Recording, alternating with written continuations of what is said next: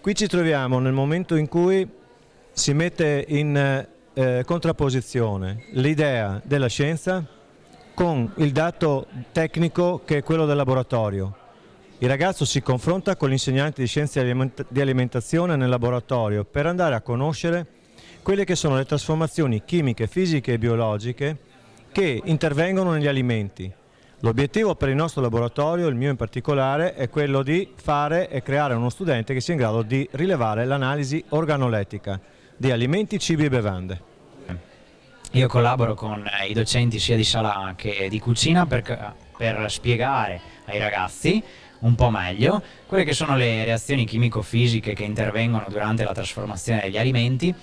E oggi, durante questo pomeriggio di scuola aperta, attraverso dei semplici esperimenti, per esempio l'utilizzo delle cartine al tornasole per la determinazione dei valori di pH, riusciamo a capire meglio l'acidità di diverse sostanze. Quindi, ad esempio, ho mostrato, si può anche vedere, si possono vedere come hanno reagito queste cartine immerse nelle diverse sostanze. Vuoi provare, Luciano? Luciano è curioso. Sì, dai, proviamone una. Allora, qui guarda, Luciano. Sì, prendine pure una, strappa forte. Allora, molto semplicemente qui abbiamo del succo di limone, dell'aceto e dell'ammoniaca che reagiscono in maniera diversa con questo strumento. Provane una. Ecco, con il succo di limone ovviamente avremo questa reazione che determina un colore nell'ambito dell'acidità. Guarda cosa c'è scritto. Acidità.